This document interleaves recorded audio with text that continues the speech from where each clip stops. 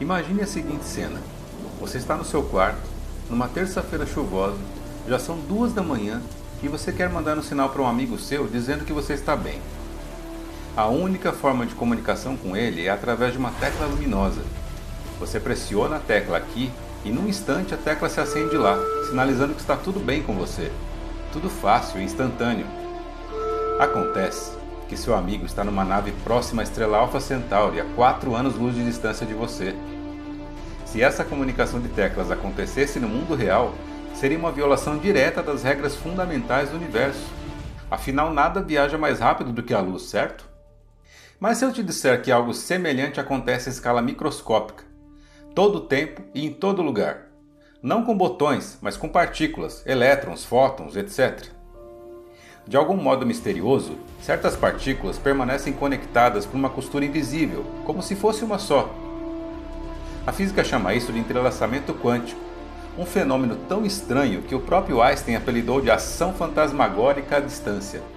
Não porque envolva fantasmas, mas porque desafia tudo o que entendemos sobre comunicação, causa e efeito e o próprio conceito de espaço. Só que o entrelaçamento não é o único imbróglio aqui. Conforme você se aprofunda, outras perguntas começam a aparecer. Se duas partículas agem como uma única entidade, mesmo uma estando aqui no seu quarto e a outra em Alpha Centauri, o que isso diz sobre a verdadeira natureza do espaço em si? Existe realmente uma distância entre você e aquele controle remoto do outro lado do sofá? Se existe transmissão de informação entre as partículas, a física precisa ser revista? Einstein errou? E se não há transmissão de informação, o que está acontecendo afinal? E por que alguns físicos acreditam que isso pode estar ligado a ideias mais ousadas, como o universo holográfico, buracos de minhoca ou até as branas da teoria das cordas? Você pode estar no seu quarto agora, e mesmo sem ter um amigo em outra estrela, vai pisar em um terreno onde a física e a filosofia começam a se tocar de maneiras desconfortáveis. E talvez, só talvez, ao entender como duas partículas conseguem se comportar como um único sistema, você comece a desconfiar que a separação que a gente enxerga no universo não é tão fundamental quanto parece. Bora explorar a quina do círculo?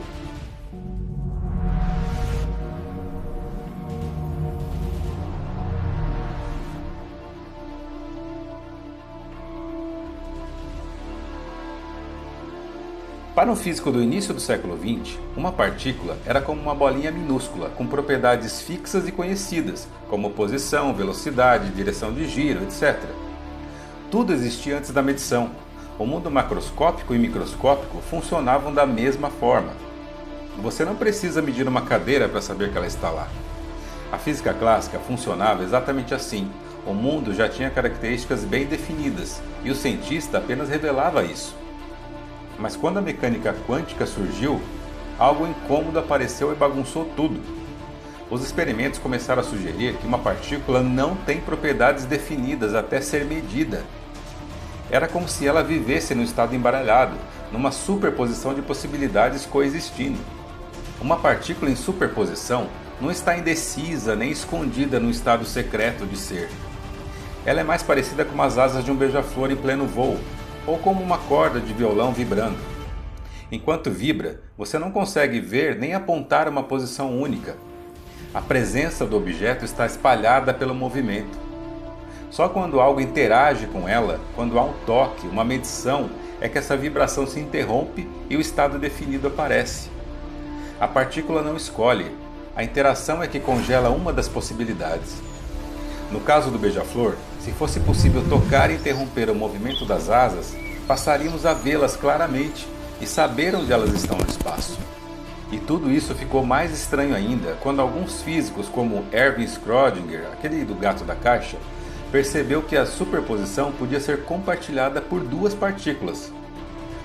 Mas a parte realmente perturbadora era a seguinte: ao medir o estado de uma das partículas entrelaçadas, a outra partícula assumia instantaneamente o estado complementar, mesmo que estivesse a quilômetros ou anos-luz de distância. Um exemplo simplificado é o spin. De maneira bem grosseira, o spin é uma espécie de rotação intrínseca da partícula. Se duas partículas estão entrelaçadas e você mede o spin de uma delas como para cima, a outra assumirá imediatamente o spin para baixo. para que o estado total das duas se mantenha equilibrado, com soma zero. Isso acontece sem qualquer troca de sinal, sem atraso, sem nada que se pareça com uma comunicação clássica. E as partículas gêmeas acontecem no universo inteiro, desde o seu nascimento. Contudo, durante décadas o entrelaçamento era apenas visto como uma previsão matemática. Einstein mesmo não acreditava nele. Em 1935, Albert Einstein, Boris Podolsky e Nathan Rosen publicaram um artigo que hoje é lendário, o paradoxo EPR. O objetivo desse trio de gênios não era explicar nada, era mostrar que a mecânica quântica estava incompleta e que tinha um defeito profundo. Einstein não tinha engolido essa história de entrelaçamento. Para ele, partículas separadas não podiam se influenciar de forma instantânea. Isso violava a teoria da relatividade que ele tanto suou para elaborar. Ele defendia que as partículas tinham propriedades pré-definidas mesmo antes da medição. Ou seja, a mecânica quântica estava incompleta. Faltavam as tais variáveis escondidas, que ajudariam a explicar tudo de forma clássica. Pouco tempo depois, aquele cara do gato na caixa respondeu os argumentos de Einstein. E ao contrário de Einstein, Schrödinger aceitou a incerteza. Einstein procurava o erro, Schrödinger decidiu conviver com ele. Ele entendeu o seguinte: as partículas não trocavam sinais. Elas não avisavam nada uma para outra. E elas simplesmente não eram entidades separadas. O que chamamos de duas partículas eram, matematicamente, um único sistema espalhado por dois lugares. Durante muito tempo, tudo isso parecia mais filosofia do que física. Até que nos anos de 1960, um físico chamado John Bell fez a pergunta certa. Se o entrelaçamento for real, ele deve produzir correlações que nenhuma teoria clássica com propriedades ocultas e locais conseguiria imitar. Bell mostrou que essa incerteza não era só conversa, ela podia ser testada. A partir dali, a discussão saiu do campo das opiniões e entrou definitivamente no laboratório. John Bell conseguiu trucar Albert Einstein. A prova definitiva veio nos anos 1980, quando Alan Aspect e sua equipe criaram pares de fótons entrelaçados, enviaram cada um para lados opostos do laboratório e mediram as correlações. As previsões quânticas venceram. Não havia variáveis escondidas para explicar as supostas incoerências que Einstein tanto esperneou para provar. Bell trucou, e Alan foi o VAR que confirmou a vitória. Décadas depois, outros laboratórios ampliaram a distância de separação das partículas para 10, 20, 50 ou centenas de quilômetros. E em todos os casos, as correlações quânticas permaneceram intactas. Nenhum sinal foi identificado viajando entre as partículas e não houve violação da velocidade da luz. O entrelaçamento era real e ele não envolvia sinais viajando entre as partículas. Diferente daquela propaganda do colchão, nesse caso, o que uma sente a outra sabe, mesmo separadas por anos-luz. Essa história toda levantou mais perguntas que respostas. Afinal, até Einstein ficou perdido. Se nada viaja de uma partícula para outra, então onde está guardada essa informação que faz as duas partículas se comportarem como um único sistema? E isso leva à segunda pergunta: o espaço é realmente tão fundamental quanto a gente imagina? Porque se duas partículas separadas por anos-luz continuam dançando o mesmo ritmo, talvez o palco onde tudo acontece, aquilo que chamamos de espaço, não seja tão óbvio quanto a gente imagina. O espaço pode ser apenas o cenário que percebemos, e não a estrutura profunda onde a física realmente se desenrola. E aí vem a terceira pergunta inevitável. O entrelaçamento quântico sugere que o universo é de alguma forma não local? Talvez a distância seja uma ilusão conveniente, uma forma organizada de perceber um mundo que no fundo é mais conectado do que parece? E seguindo essa trilha, a conversa encosta naturalmente em ideias que soaram ousadas por muito tempo, como o universo holográfico, onde o espaço tridimensional que vivemos seria apenas uma projeção. Ou as branas da teoria das cordas, onde as partículas seriam vibrações de cordas presas numa estrutura maior, como se o próprio universo fosse uma imensa membrana onde tudo vibra ao mesmo tempo. Aliás, esse conceito de Brahma brinca com o conceito de Brahma, que é a unidade fundamental que tudo sustenta, de acordo com algumas visões filosóficas antigas. Então a pergunta maior seria: o que o entrelaçamento realmente é?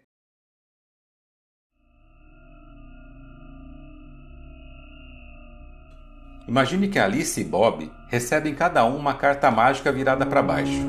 As cartas são preparadas juntas, como um par inseparável, mas cada um recebe apenas uma delas. Quando ambos virarem as cartas, o par necessariamente será de uma carta vermelha e outra carta preta. Alice fica aqui, Bob vai para longe, muito longe. A distância não importa. O detalhe essencial é esse. Antes de alguém virar a carta, não faz sentido dizer quem está com a carta vermelha ou com a preta. O par existe apenas como conjunto. Ambas as cartas, antes de serem viradas, não são vermelhas nem pretas. Ambas estão em superposição das duas cores. Ambas são pretas vermelhas ou vermelhas pretas. Por isso eu disse que elas são mágicas. Quando Alice vira sua carta, a superposição colapsa e a carta de Alice se torna preta ou vermelha. Nesse exato momento, algo é revelado sobre o par inteiro. Se a carta de Alice é vermelha, a de Bob necessariamente será preta, e vice-versa.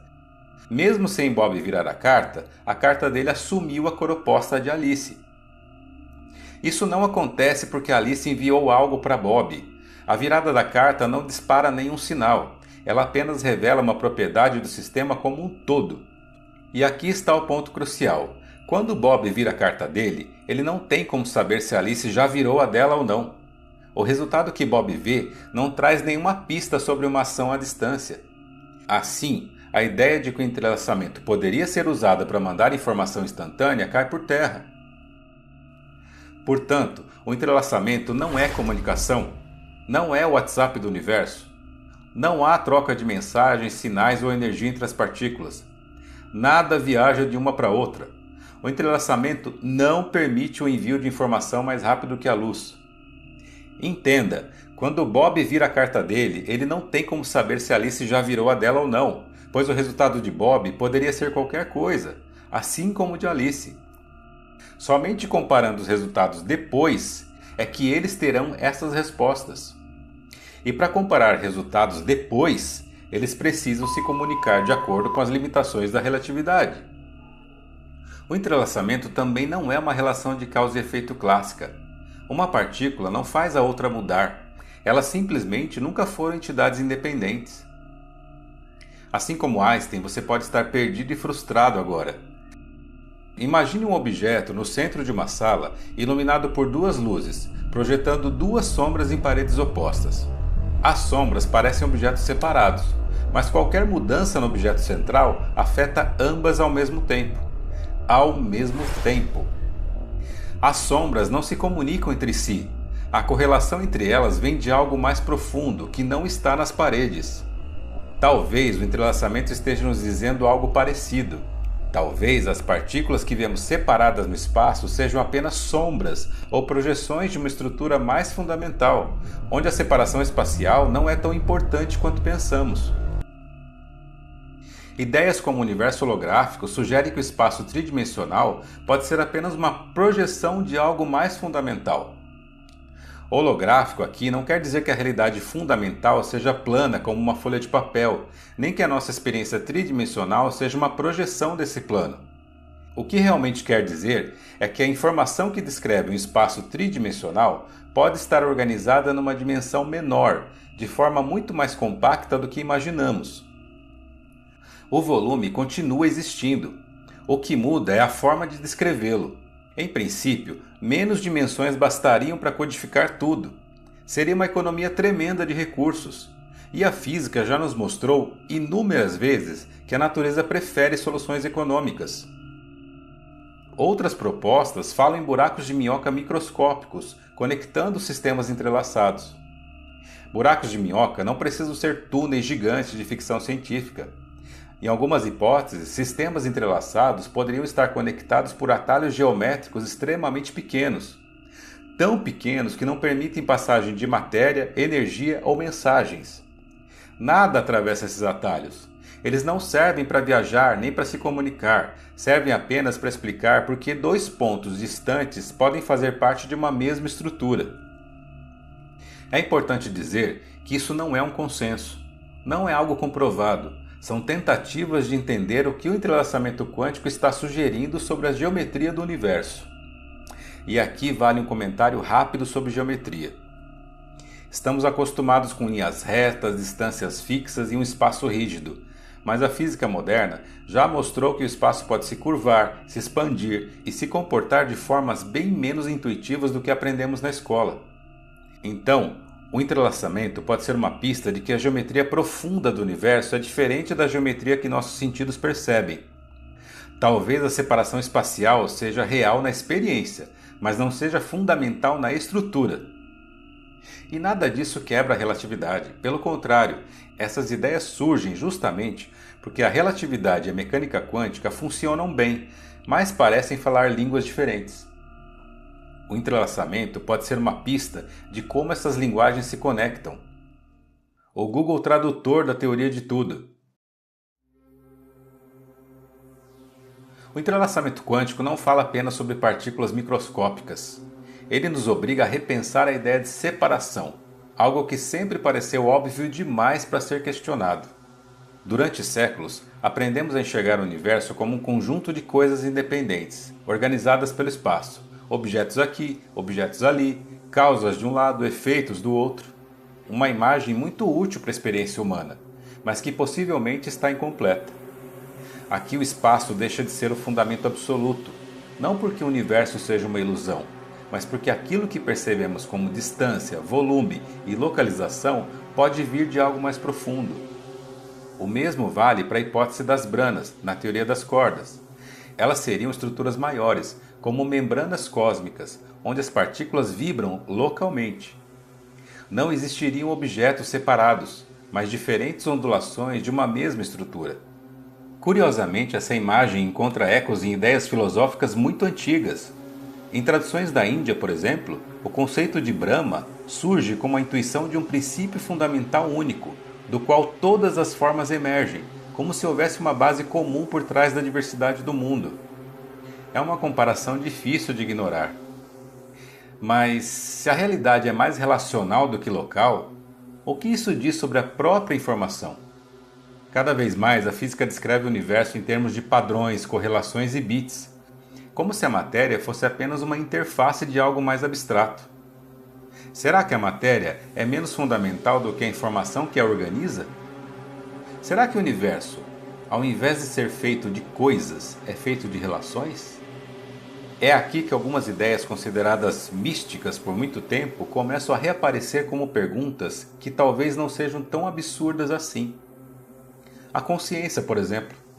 Será que ela é apenas um fenômeno local, preso ao cérebro? Ou poderia ter algum aspecto ainda desconhecido, não necessariamente limitado ao espaço? Imagine por um instante que sua consciência não esteja restrita à sua massa cinzenta e nem ao próprio espaço. Isso mudaria tudo. A física não comprova nada disso, mas também mostra que conexões profundas podem existir sem troca de sinais, sem energia viajando e sem mensagens clássicas. Talvez algumas perguntas tenham sido descartadas cedo demais. Talvez outras tenham sido feitas do jeito errado. E talvez seja isso que mais incomodou Einstein. Perceber que o universo não estava nem um pouco interessado em ser intuitivo.